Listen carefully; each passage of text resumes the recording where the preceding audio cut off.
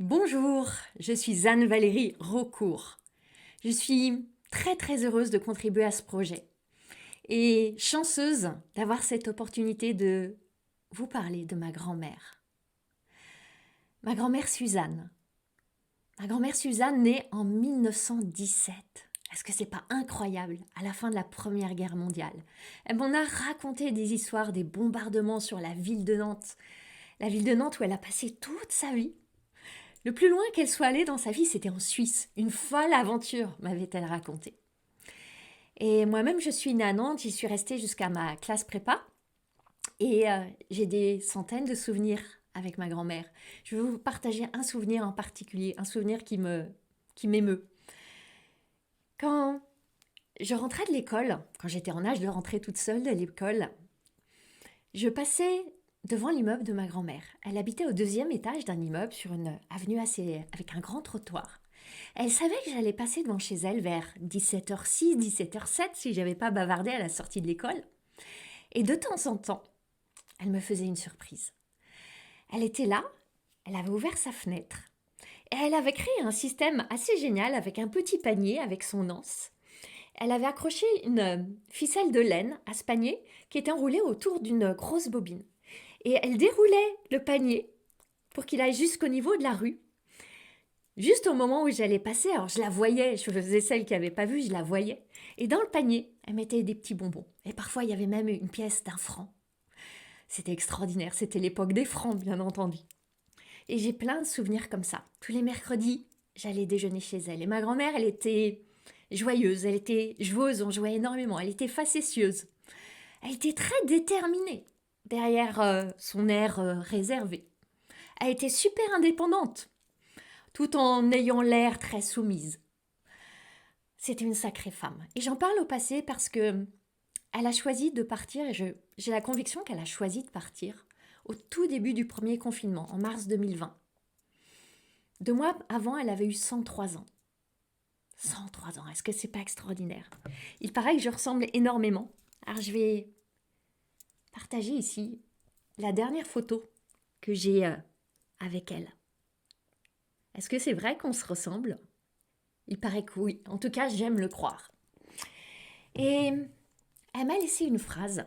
Et c'est drôle parce que cette phrase, j'ai souvenir qu'elle a commencé à me la dire et à me la répéter en fait.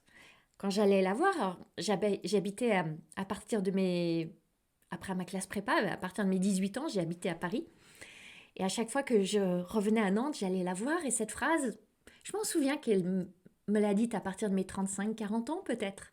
Cette phrase, c'est celle-ci. Prends la vie comme elle vient. Prends la vie comme elle vient. Et je crois qu'au début, j'en percevais pas, j'en ressentais pas la beauté et la profondeur de cette phrase. Et en parallèle, en fait, ça fait une quinzaine d'années, j'ai commencé à m'engager sur le chemin de la méditation. Et puis, en même temps, il y a aussi 15 ans, j'ai quitté la grande entreprise où je travaillais, qui était BNP Paribas, et j'ai créé ma première entreprise en 2010. Je me suis engagée en même temps sur un grand chemin de méditation, de pratique de la pleine conscience, d'éveil spirituel, de reconnexion à la joie, ce qui m'a amené à écrire un livre Osons la joie au travail, à créer des programmes de méditation pour petits bambous. Et cette phrase, au fur et à mesure que ma grand-mère me la disait, je crois à chaque fois que j'allais la voir, c'est comme si elle descendait en moi. Et au fil des années, plus que j'ai compris en fait, j'ai ressenti à quel point c'était un cadeau précieux, un trésor cette phrase. Dans cette phrase prends la vie comme elle vient, il y a d'abord ce verbe prendre. Pour nous les femmes, souvent c'est difficile de prendre. On n'ose pas prendre. Prendre les compliments, prendre les propositions d'aide, prendre notre place. J'accompagne les femmes entrepreneurs à développer leur entreprise et j'en vois tellement qui ont du mal à prendre leur place, à s'asseoir à leur place, là où est leur mission, cet appel, cette vibration. Prendre, ça veut dire s'ouvrir, ça veut dire être vulnérable. Parce que prendre, ça veut dire aussi peut-être prendre aussi les critiques Et les reproches et les sentiments qui vont avec, d'humiliation, de honte, d'embarras, etc. Prendre, c'est tout accueillir, c'est se laisser traverser et c'est s'interroger. Prendre la vie comme elle vient, c'est aussi laisser la vie nous traverser et accepter que la vie, c'est pas, même si je suis une grande chercheuse de joie, c'est pas que de la joie. Et je crois que la plupart d'entre nous, on a oublié que le jour où on a pris notre ticket pour venir vivre ce voyage sur Terre, on n'avait pas signé pour une expérience extatique 100% du temps. On n'avait pas signé que pour de la joie, du bonheur et de l'euphorie et de l'excitation. On avait aussi signé pour 50% de tristesse, de peine, de colère, de peur, d'ennui, de lassitude, de découragement, de honte, de culpabilité. On a aussi embrassé tout ça, seulement on l'oublie. Et on voudrait que ça soit 100% du temps. L'extase, l'orgasme. Mais non. Prendre la vie comme elle vient, ça veut dire embrasser comme j'aime dire à mes clientes, le 50-50, le 50-50 de la vie. Apprendre à aimer la vie, même dans ses côtés sombres et douloureux, même dans la souffrance. J'ai fait tout un chemin aussi de spiritualité sur mon chemin de méditation et d'enseignement sur la voie du bouddhisme. Et on dit dukkha is dukkha. Dukkha, c'est la souffrance. La souffrance, c'est la souffrance. Ça veut dire que qui que l'on soit, quelles que soient nos circonstances de vie, qu'on soit ici en France ou dans un bidonville en Inde, qu'on soit riche ou qu'on soit pauvre, qu'on soit en très bonne santé ou qu'on soit dans une santé plus précaire, la souffrance, c'est la souffrance. Et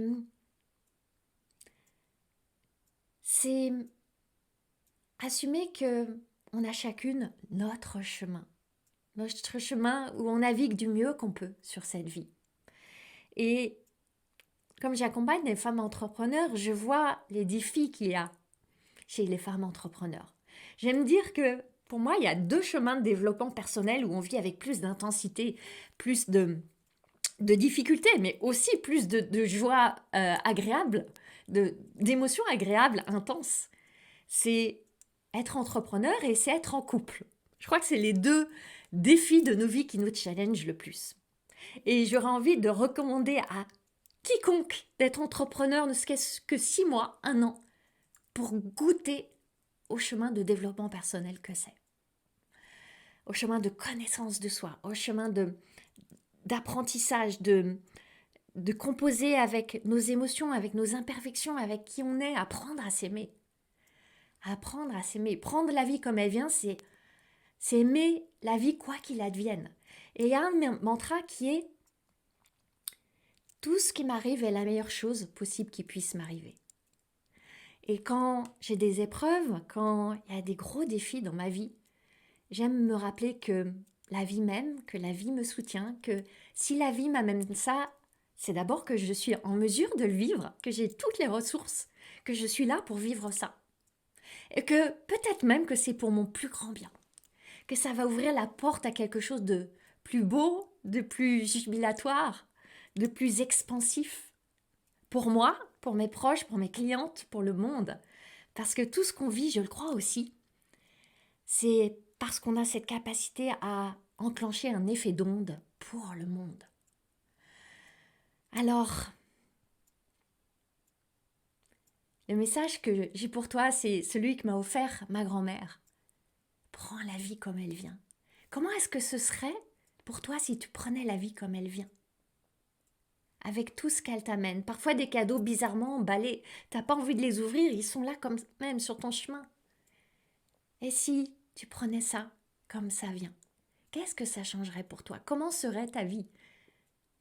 Comment tu la vivrais ? Je crois que la vie, c'est mieux que nous.